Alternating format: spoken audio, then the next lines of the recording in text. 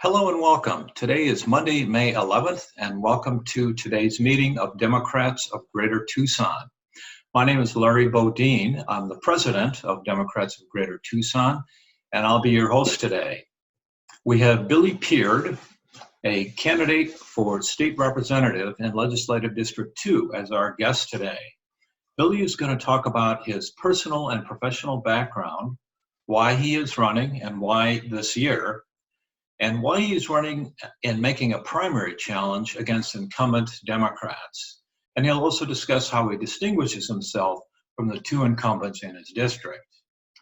Billy grew up in southern Arizona and went to Arizona public schools for many years. He worked as a lawyer on the East Coast, where he represented Dreamers, asylum seekers, and farm workers. Following the 2016 elections, Billy decided to move back to Arizona to keep the current president accountable along the southwest border. And with that, I bring you Billy Peard. My first time attending DG was in 2009 when it was still at the restaurant on Bonita Avenue, and I was still living in the East Coast, but would visit periodically because I grew up here in Tucson, and my family still lives here in Tucson and has through the years. So whenever I would visit Tucson to see my parents, and if my schedule overlapped with a Monday afternoon, I occasionally would come to at the old location. And so it's been a great source for me of during the years that I was in Arizona and in exile. DGT was a wonderful source for me periodically to stay connected with local events and local prominent figures in the community and hearing what they were doing. So thank you for all these years of hosting. Before, it's hard for, time has been somewhat of a warp. In some ways, the past 2 months have gone by at lightning speed, with every day presenting new and scary headlines at a breakneck speed. And in other ways, time has slowed down almost to a halt, as most of us are confined to our homes. So it's hard for me sometimes to remember what campaigning was like prior to March, but I was recalling this morning what some of the things I had used to say when I was asked to speak as a candidate prior to March. And I would usually start with a joke. It's often said, often advised that you start a political stump speech with a joke. I decided not to this morning because I realized that in person, people at least have the courtesy to attend your jokes, and on Zoom, that same dynamic does not exist. So I'll save you the joke and jump right into a little bit about who I am and why I'm running. As Larry mentioned, I grew up here in Tucson, graduated from CDO High School, and my first inclination of public service, when I first learned that I had a desire to serve in public service in some capacity, when I was 16, I had the distinct honor of being appointed as a congressional page. And many of you will remember former Congressman Jim Colby, a Republican congressman, but a congressman of that party during a different time in a different era when Republicans were not quite what they are today. And I had the distinct honor of having served as his page for one school year, for 9 months in Washington. We arrived, myself and my cohorts from around the country who were nominated by their local members of Congress, we arrived to the Capitol on September 2nd, 2011. And I don't need to tell you what happened 9 days later. Myself and my colleagues and Congressman Colby and the other members of Congress were inside the Capitol building that morning when the first and then the second plane struck New York. Of course, we didn't know what was happening at that moment. And I watched the second plane strike the second tower from the TV monitors inside what we called the cloak of the House of Representatives as we were preparing for 10 a.m. Session at 10 a.m. Eastern time that morning. Of course, the planes hit around 9:30, so quickly it was called off session for that morning, and we stayed in the Capitol for a good time longer, what seemed like eons longer, until they finally made the decision to evacuate. As we evacuated, the smoke rising from the Pentagon. Of course, again, not knowing what had happened or what had caused the fire in the Pentagon at that moment. Ran to safety, ran to our dormitories several blocks away. And that was my first week on the job in Congress, and in some ways my first week introduction to public service. And so I am a product of, in many ways, of my generation. I'm a product of the 9/11 era. I'm a product of both the pride and courage and all the good things that we've seen come about in the past almost 20 years. And I've also been witness firsthand and from a distance, like all of you, to all the negative aspects of the 9/11 era. It's been commented in recent days, recent weeks, that we might be now seeing the end of the 9/11 era.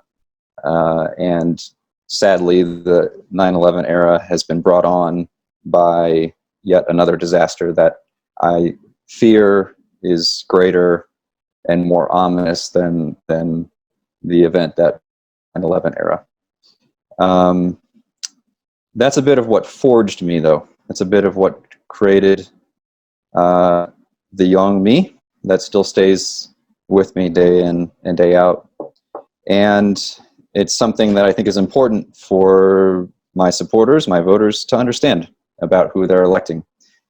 Because I think a lot of public life is about character, it's about values. We as Democrats, I think there's probably 90% of the things we agree on. During the presidential primary campaign that wrapped up this past month, we differed on some things. There were the Bernie progressives, there were the Mayor Pete supporters, there were those who supported Biden for a number of reasons and felt that it was anyone but Trump. But at the end of the day, we all agreed on most policy prescriptions. Even the more conservative among the presidential contenders, it was commented, were to the left of where Obama had been when he first launched his presidential campaign in 2007. And so here we are. Here we are in 2020. And we agree on most things, but values and character, background, those things do matter. Approach. How do candidates, or how do elected officials, when they arrive to Washington, or when they arrive, in my instance, to Phoenix, how do they conduct themselves? How do they get things done? Do they get things done? And in the past 3 years, there's a page on my website for anyone who's interested in browsing afterward called simply Values. The tab on my website is called Values. And I've itemized on that page sort of a hall of shame of some of the misdeeds that we've seen in our state capital just in the past 3 years. And we've seen day in and day out what this president has done and said, and the disgrace that he's brought upon the institution that he serves. But we don't talk as much about at the local level. We talk about what happens in Washington. We don't talk about so much what happens at the local level and what happens in Phoenix. And Republicans like to talk about trickle-down economics. Well, I say, what if there exists such a thing as trickle-down values?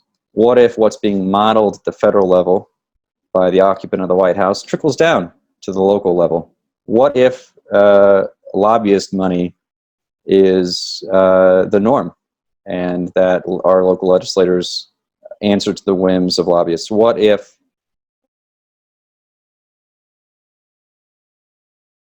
it's okay, as has happened from both Democrats and Republicans in the legislature in recent years? What if it's considered acceptable to use your position to get out of a DUI ticket?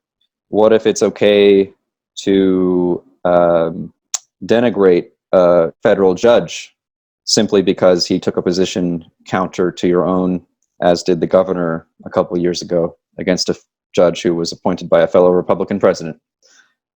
These are qualities and values that have been modeled in recent years at the state level, and we should certainly take note of what we want from our leaders. My experience since I was 16 has taught me a thing or two about values, and about getting things done.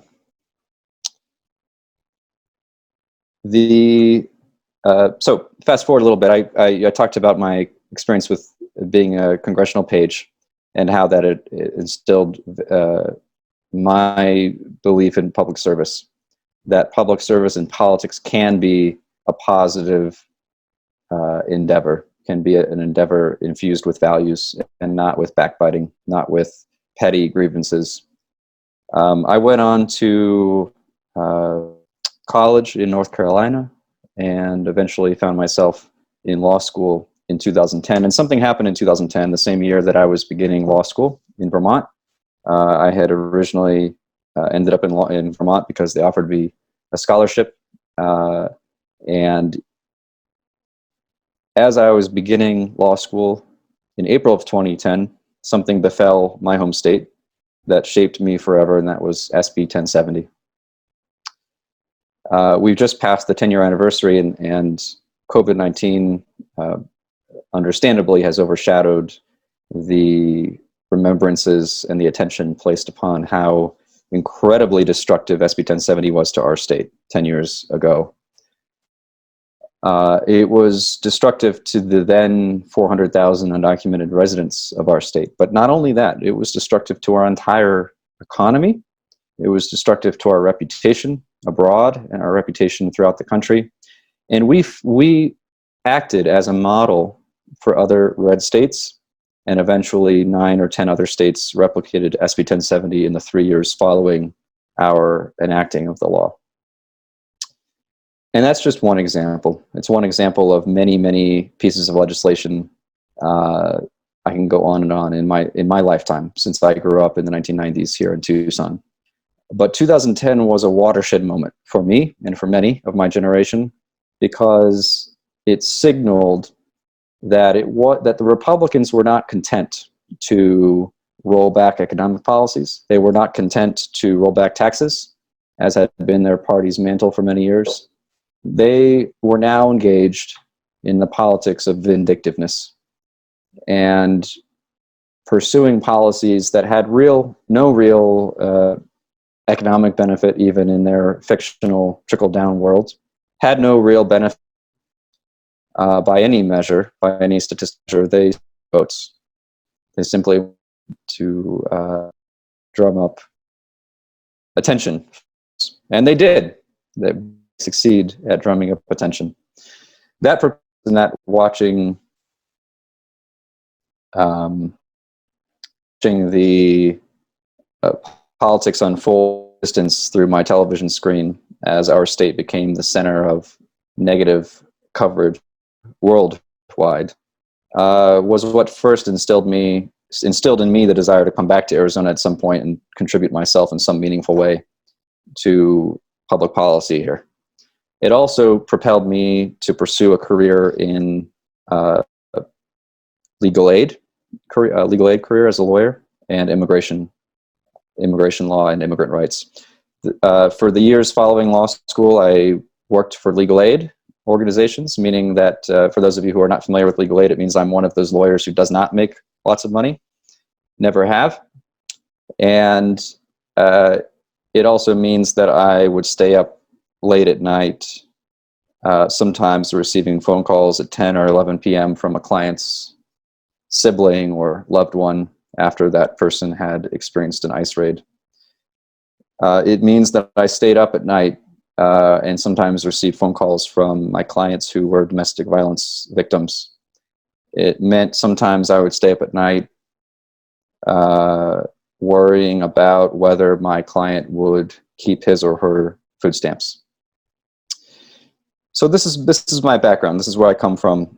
Now, what does it mean for today, and what does it mean for the 2020 elections in the state legislature? We are on a cliff, full stop. I don't think there's any other rosier way to put it. And we've talked in recent weeks, we've heard in recent weeks about those individuals who are susceptible to COVID-19. We talk about health indicators of those who we should be particularly careful around, loved ones who might be at high risk. And I was thinking this morning about our state. If our state were a human body in this moment, and our state, Arizona, is a high-risk state. If our state were a person, our state would have diabetes. If our state were a person, our state would have high blood pressure. If our state were a person, it would be at the highest of high risk of COVID-19, and it is at the highest of high risk of COVID-19. Because when we get through this, the immediate risk, the immediate threat, and whether there's a second wave or not, however long this might last, perhaps until we have a vaccine. When we get through this, whenever it might be, the pain will not end. The pain will just begin. The economic pain will just be beginning. And our state has driven itself through poor governmental exercise, through poor governmental diet, through bad habits over the past 25 years. Our state has driven itself into a state of high risk.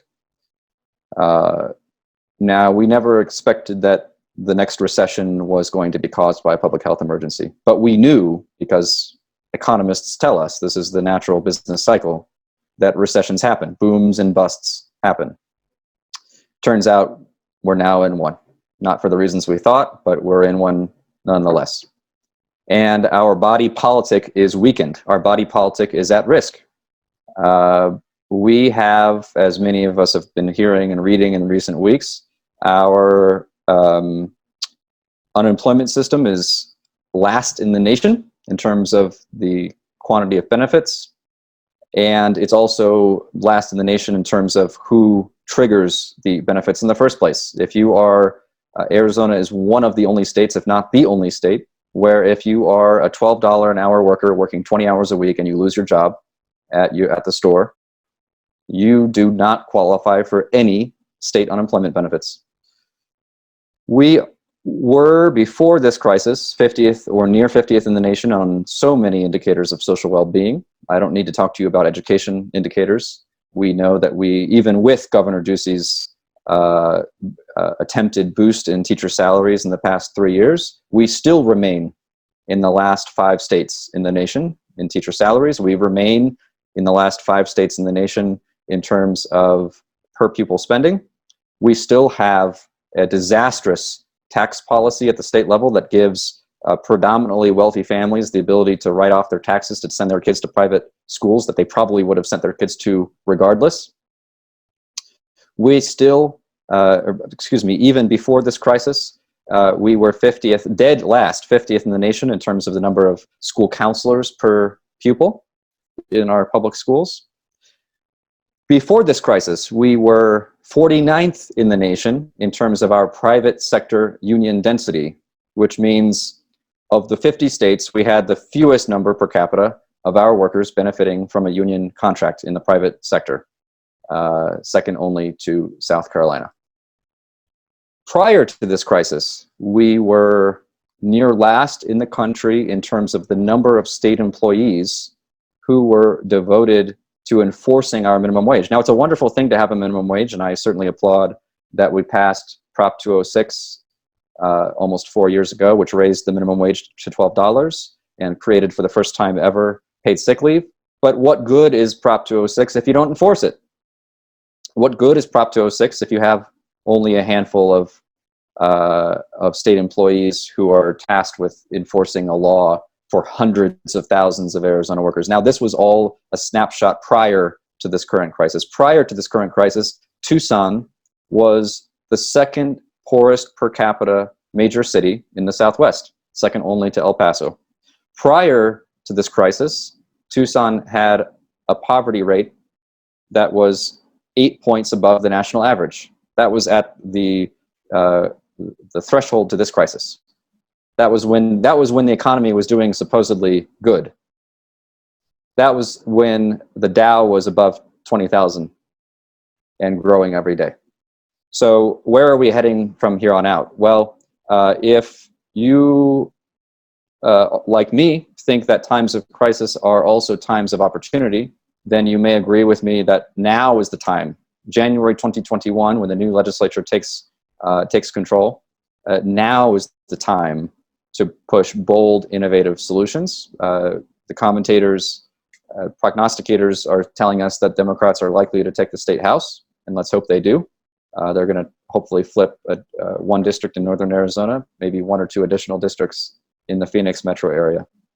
And when they do flip, and when we do convene in January 2021, we will have an economy in shambles, and we will be at risk of rebuilding that economy in the same manner that we rebuilt the 2008-2009 recession economy, which is to say that the rich got richer and the poor got poorer, that our government services were still inadequate, that our municipal governments were inadequately funded still, that our tax revenues were still $4 billion less than they should have been, because since the early 1990s, since I was in second grade growing up in Tucson, the state legislature has continually, year after year, session after session, invented new tax loopholes, new tax exemptions, new tax exceptions.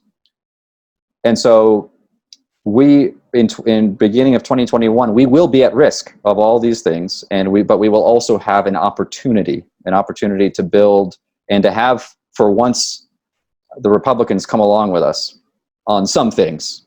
I'm not Pollyanna. I don't believe that we're going to get everything we ask for, and nor should we. But we have an opportunity for once in my lifetime to actually get stuff done, because the House will have flipped, most likely, and because this crisis will have presented to the majority of the American public the reality of our economic situation as a nation, and specifically our situation as a state. For once in my lifetime, the average voter will have seen firsthand the dismal physical health of our state that the Republicans have driven us into since the 1990s. Now, I am running in a Democratic primary, as Larry mentioned in his introduction, and I'll wrap up in a moment here because I know my prepared remarks are coming to an end. It's often said and told to newbie political candidates that it's unwise to mention your opponents, that it's unwise to even mention that they exist. I disagree with that assessment. I think voters, I think supporters, volunteers, donors ought to have a window into how you distinguish yourself from your opponents. And so if we are going to rebuild this economy in a way that's not repetitive of the 2008-2009 recession, we need Democrats in the strong, deep blue districts like my own, who have a backbone, who are proactive, who are prepared to legislate. I am running for the legislature not for the fame. Certainly, as most of you know, on a $24,000 a year salary, I'm not running for the money. I'm not running because I want to run for Congress someday, or for governor someday, or for Secretary of State someday. I'm running for the legislature because I want to be a legislator. I'm running for the legislature because I want to legislate, because I want to draft and craft and negotiate and compromise bills. I'm in Phoenix so that I can press the green button or the red button on the voting machine on the well of the House as party loyalty dictates. I'm running to craft the discussion, craft the legislation upon which we vote. One of my two opponents, Andrea Dalessandro, has been in office for since 2013. She is not what I would consider to be a prolific legislator. I think she's a wonderful person, her heart place, and she does wonderful things for her community. But if you want a legislator, it's important in 2020 to elect someone who's prepared to legislate, as I am. And my other opponent, Daniel Hernandez, who has served in the House since 2017 and is running for his third term in the House this year. He has voted not along party lines in many instances. He's voted to expand, for example, the school-to-prison pipeline in one instance last year. Earlier this year, before COVID-19 ended the session, he voted in favor of a bill that would exacerbate climate change. That was a pet bill of Southwest Gas and other gas companies. Prior to COVID-19, he has voted on other bills that favor the home builders' interests, the realtors' interests, and he's been rewarded for those. He's received private donations from Walmart PAC, from the individual family members of Walmart, from Southwest Gas, from 3 of the CEOs of the 3 largest hospital systems in Arizona, and the list goes on. If you judge someone by the company they keep, I think his finance records speak for themselves. And I think the time is over in 2020 for Democrats like that. I think we need bold Democrats who will stand their ground, but will compromise and negotiate when they need to in times of crisis. And that's why I'm running. With that, I'll hand it over to Larry for questions. Thank you. Paul asks the question, our AFL-CIO unions have demanded that, among other requirements, sound public health science must inform safety practices for every workplace. Billy, what rights do you think workers have to refuse to work in dangerous conditions that threaten their health and their coworkers and their families? Okay, great. I was telling a joke, so I'm glad that I was muted, no one could hear it. Thank you, Paul, for that question. On March 20th, I was, to my knowledge, the first legislative candidate to issue on my website, billypeard.com, a comprehensive omnibus draft bill. I'm sad to say that no one who's currently in office called me to take me up on my offer, but my offer was that if any current legislator wanted to copy all or any parts of it, I have no ego in it. In that bill was a provision, it covered a lot of different topics, but one of the topics it covered, the draft bill that I issued on March 20th, was a provision to alter workers' compensation laws so that under the current comp law, for example, a worker cannot claim workers' compensation for contracting a disease that is widely community. So arguably, if a worker were to make such a claim, an employer under the current law would likely win in court over COVID-19 specifically. If a worker had said, well, I'm 90% confident I could have only contracted this disease, contracted this virus through the workplace, he or she would be summarily dismissed in court. I proposed an amendment to that statute which would have changed that. And that brings up a broader point, which is to say that state law, we talk about Washington, and we talk about the White House, we talk about Congress, what they're up to, what they're doing. Now we're talking about the 5th recovery bill that might be coming up for a vote in the next several days in Washington. But state law, state government, I mean, I'm running for the state legislature for a reason, because state government has a lot of leeway, a lot of flexibility to craft bold, innovative solutions, such as a tweak to the workers' comp law, so that workers who choose to leave of their own volition are not penalized for doing so. We need to make tweaks to our unemployment law to reaffirm that notion. We need to make tweaks to our paid sick leave law, which was part of Prop 206. We need to tweak that as well to reaffirm, I think, what Paul is getting at. So that's just an example of what state law can do. We don't need to wait for Washington to do stuff. We can do stuff locally. All right, thank you very much. Maria asks a question. Billy, what do you see are the biggest issues for the state for kindergarten through 12 schools for 2021? And what is working and what isn't working for students? Well, I think for those who have been following the education debate over the past 2 decades, the answer is not much is working for K through 12 schools, K through 12 students in the public school system. Let me be clear. I'm not, some folks isolate the charter school system as being the primary reason that our K through 12 traditional system is not working. Other people fault other things. Let's be clear. The real culprit is that we've carved out so many tax exemptions, tax exceptions, loopholes for the wealthy and for corporate special interests. Arizona is now one of the only states in the country where if you buy a roll of toilet paper at the grocery store, you pay 5.6% sales tax. But if you buy a private jet, you pay 0 sales tax on that purchase. That's wrong. And you know what? It hits more than any other function of government. It hits the K through 12 system. So we need the #1 priority. Now COVID and the economic repercussions are going to change the landscape a lot. But now more than ever, we need to roll back some of these tax exemptions that have been accumulating over the past 20 years.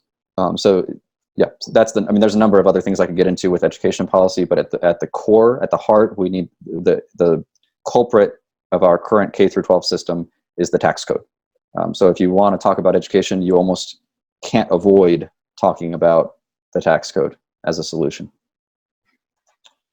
Here's a quick question for you, Billy. When did you register as a Democrat and why? Well, I'm 34 years old today.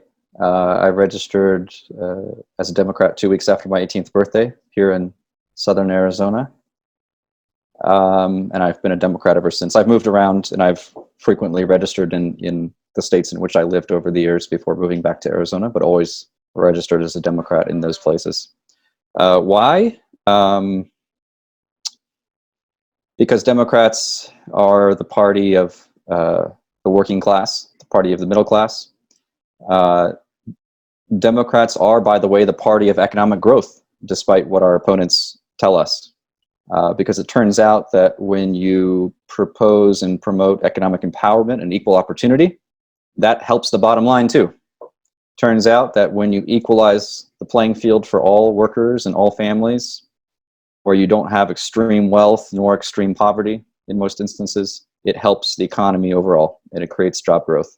I can go on and on other issues that we stand for as a party, but at the core, that's part of what motivated me. And I grew up in a working class family here in Southern Arizona. I grew up, my father was a mechanic during my early years. He was non-unionized.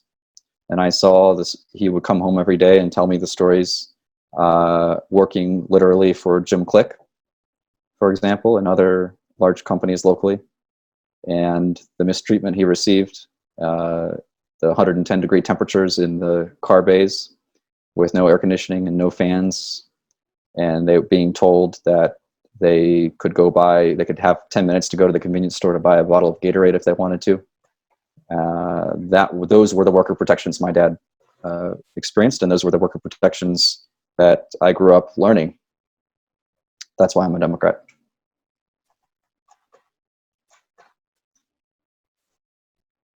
All right, thanks again.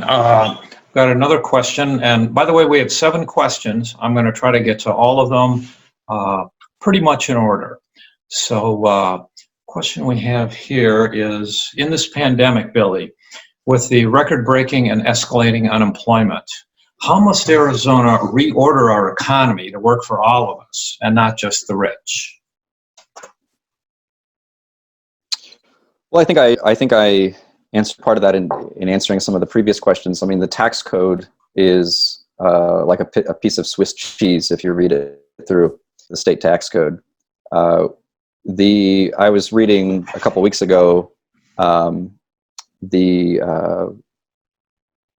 a moment here.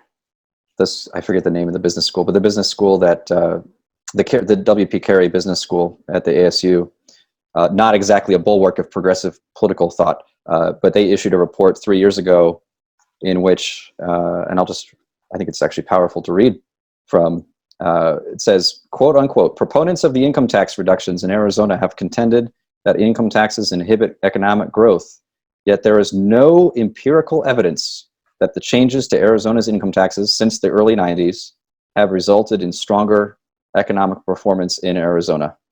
Indeed, aggregate growth in Arizona was considerably faster prior to the 90s, prior to the start of the Swiss cheese movement of tax code. And so that's one answer. But look, we're going to need a significant investment And it's hard. It's hard because unlike the federal government, state governments typically cannot deficit spend.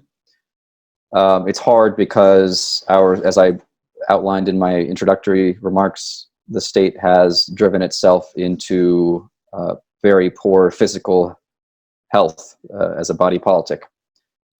We do have the largest rainy day fund we've ever had, which stood at $1 billion prior to this crisis. We've spent about 50 million of that rainy day fund since March, but we need to, let's acknowledge that this is the rainy day. Let's spend that money down smartly, strategically, wisely. But let's acknowledge, first of all, that this is a rainy day, that we need to dip into that $1 billion rainy day fund. We need to reform our tax code. I would like to see what other states have done. For example, Ohio, I believe, and Pennsylvania, Massachusetts, where they have created, when I was younger, I served in AmeriCorps, a federal service program. And states like Pennsylvania and Massachusetts this past week have announced the creation of a statewide corps, COVID-19 corps, where they are hiring workers, boosting employment simultaneously while deploying those new state employees out to do contact tracing and to do other core services. Now, these are tasks that do not require college degrees, do not require graduate degrees, and we can hire high school educated folks at the state level paid for by the rainy day fund, for example, to simultaneously boost employment and simultaneously pursue a public health agenda during a moment of crisis. Those are the types of big ideas we need to try to reverse, short-term reverse. Long-term, of course, we need to talk about the tax code. Okay, Mike has a question. He would like more specifics on changes that you would make or you would like to see in the tax code. And he also says we're likely facing very large deficits in the next fiscal year. Where would you like to get over $1 billion in new revenues to backfill that deficit? Well, I alluded to part of it in mentioning the rainy day fund. Now, that's a one-time expense. Once the rainy day fund is exhausted, it's exhausted. But we need to start there to start triggering things and start boosting things. Look, the Republicans have left us in a dire financial place. I mean, we're in a much weaker place than our comparably sized states. We have, for example, roughly the same population as Massachusetts, just a little bit over 7 million people, and yet our state budget and our financial outlook is far, far worse than Massachusetts, far, far worse than Indiana, another comparably sized state. And so we have a lot of work to do. Specifics, well, we need to honestly roll back a number of tax cuts, but it's not just, we can't get ourselves out of this with sales taxes. I know that's the last refuge of Republicans in recent years. So let's just increase the 5.6% sales tax to something higher. That's not the answer. In times like these, I don't know whether I support an increase or not of the sales tax as a temporary measure. I need to research that more deeply, honestly, which is part of my political brand. I want to research the facts and have evidence before making decisions. But we need to reform the income tax code. We need to get rid of a lot of the exemptions that go only to the rich. I am not shy about pushing for income tax reforms in the middle of a recession, because at the end of the day, we know from past history that if we do nothing, if we keep the same tax code, the recovery will happen over time, but it will all go to the rich. So the wealthy will have the resources to pay additional taxes. The top 1% will have the capacity to do so. They'll protest and complain the whole way through, but they do have those resources. I gave the example of the private jets. That's about $5 million per year in lost revenue in recent years, just from one product. The mining industry, we love to talk about the 5 C's of our economy, copper being one of the 5 C's. The mining industry has a reduced sales tax. Most people don't know that. You and I pay 5.6% sales tax for our roll of toilet paper, but if the mining industry goes and buys a roll of toilet paper for their workers at the company bathroom, they pay in the neighborhood of 3% sales tax on that product. Another example, in 2016, one of the propositions that passed without much attention, but one of the propositions that came through in 2018 during Governor Ducey's reelection, one of the propositions that passed without much attention was, I believe it was called Prop 126, which is the service tax repeal. Arizona never had a service tax, which is basically a TPT, or a transaction privilege tax for services. So, for example, when you go to the store and buy a toilet paper, you pay tax on that. But if you go get your oil change at the mechanic, that's a service, and you don't pay any taxes on that service.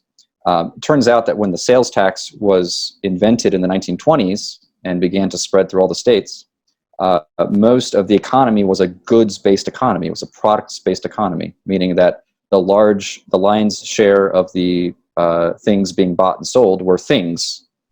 Today, in large part because of our economic growth over the last 50 years, a larger and larger portion of of the things that are bought and sold are not things at all. They're services. You go to the salon, you instead of changing your own oil, you have a professional do it for $50. Instead of cooking your own meal at home, you are more likely to eat out at a restaurant. Those things are tax-free. And unfortunately, the Realtors Association, which, by the way, also funds my opponent, Daniel Hernandez, the Realtors Association put in a sizable investment to pass Prop 126, so that it's now enshrined in our state constitution that you cannot levy taxes on any kind of service, even as our economy shifts away from a goods-based economy and towards a service-based economy, just like all the other states are seeing. And we need to repeal that. Part of being a legislator, frankly, is not just about tweaking provisions of the Arizona revised statutes, although that is my bailiwick.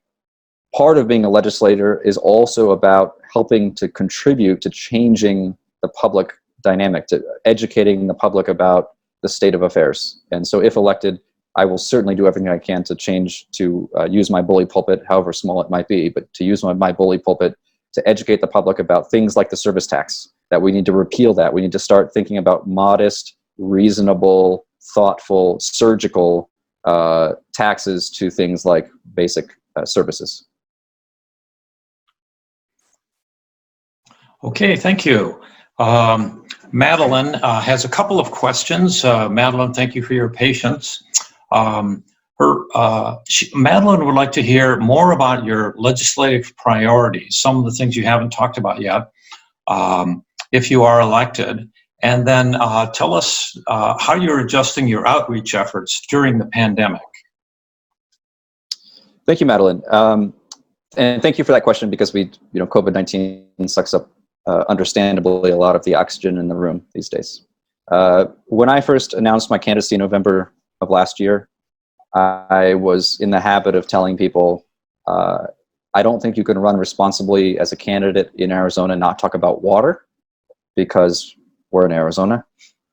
You can't run a serious campaign in Arizona and not talk about education, because we're 50th or near 50th, depending on the measure you use.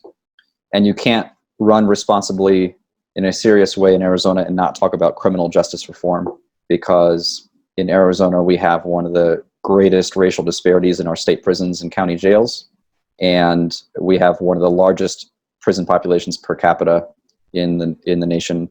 I was fond of saying that you can't run responsibly in Arizona without talking about electoral reform, voting, because this is a little known fact. Arizona in 1965, in 1965, the Congress passed the Voting Rights Act, for all of those of you who have seen and watched the movie Selma. The Voting Rights Act followed suit shortly after the March on the Edmund Pettus Bridge. And one of the provisions in the Voting Rights Act was a little-known provision called Section 5, which said that states that met certain statistical measures, meaning that they had certain racial disparities in the percentage of their people who actually turned up at the polls every year, that certain states, based on that formula, had to go through special federal pre-clearance, meaning that if they changed a state law relating to elections, they would have to get pre-clearance from the Federal Department of Justice.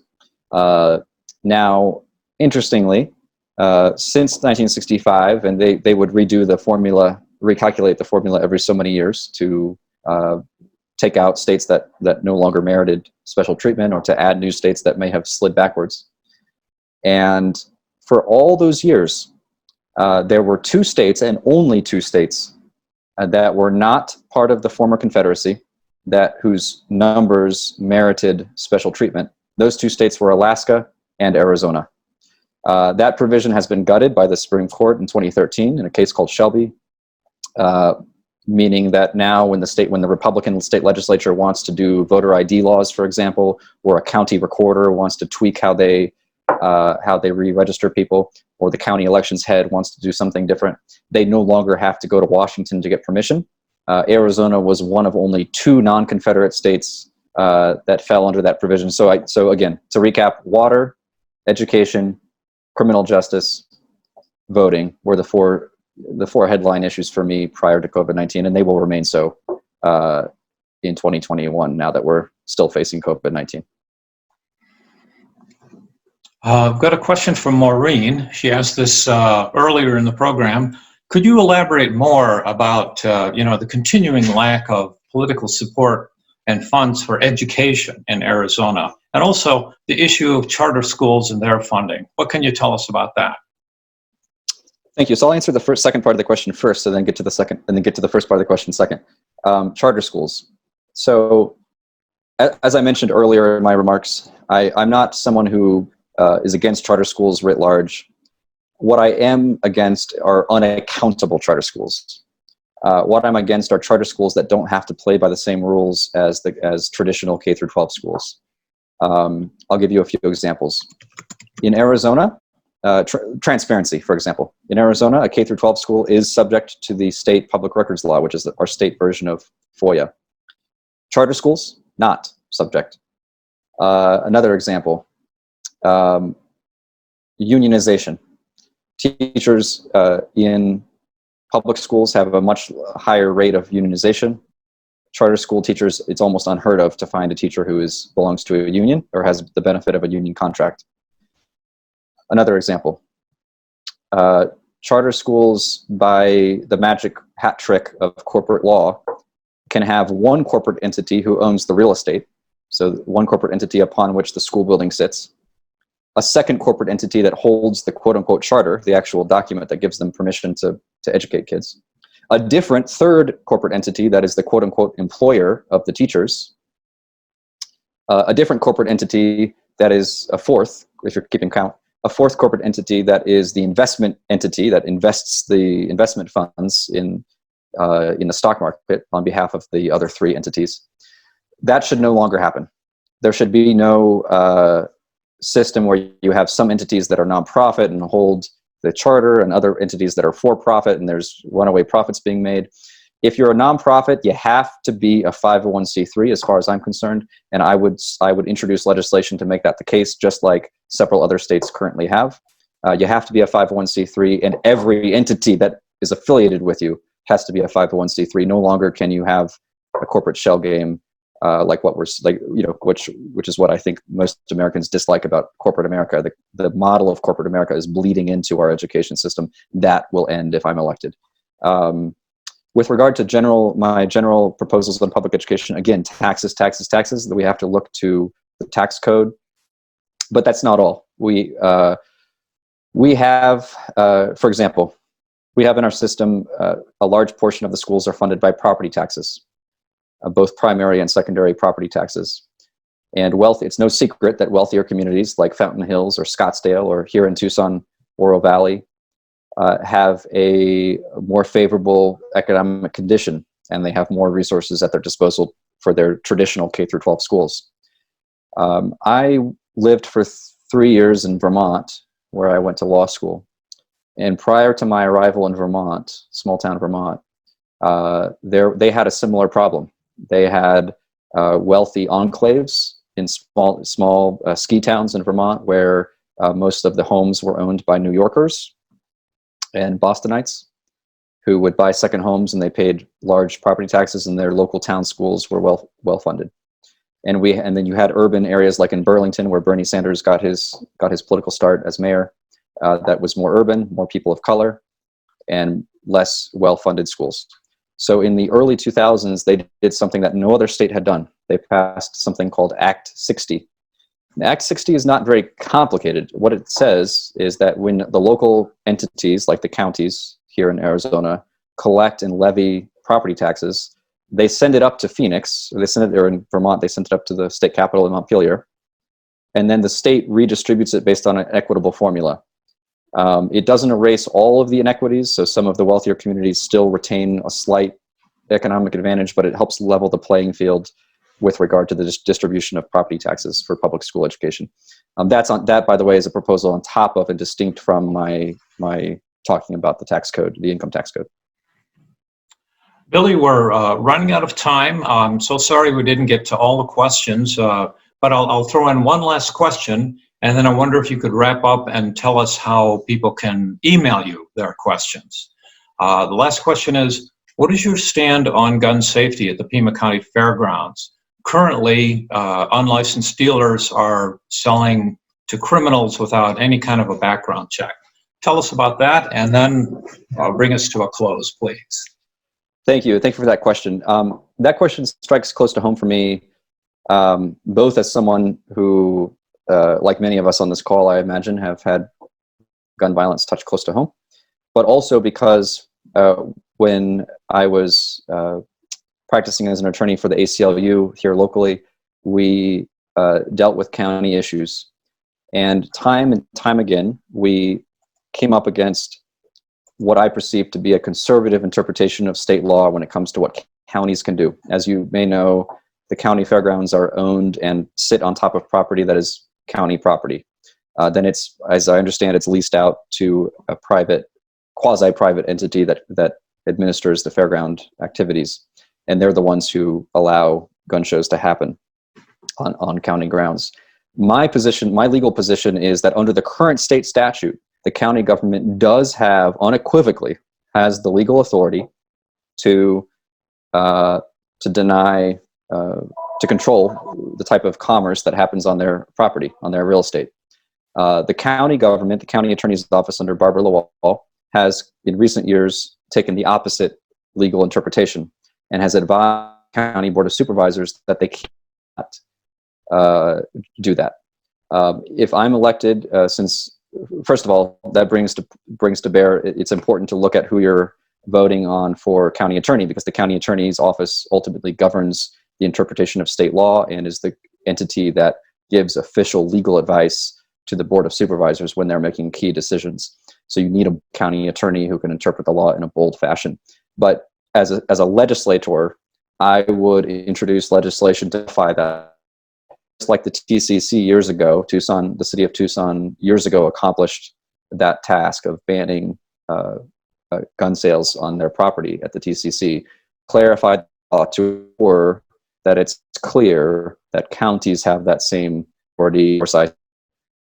County, once that law is clear, support the board of supervisors making that decision to ban sales. Billy, if people want to support your campaign, how can they do that? And where should they email you if they do have a question? Sure. And Larry, is it possible for me to type in let's see if I can type in, or maybe you can type it in for me. I'm not able to see, but my website address is simply my name, Billy, B-I-L-L-Y, Peard, sounds like mustache and beard, but with a P. So Billy Peard, Peard.com. I'm, to my knowledge, the only legislative candidate in the state that has his personal cell phone number listed at the footer of the website, along with my email. So feel free to reach out to me with any questions. All right. Thank you very much. We appreciate your time, Billy. And with that, I wanted to say thank you very much, Billy, and good luck in your campaign. Thank you, Larry. Thanks, everyone.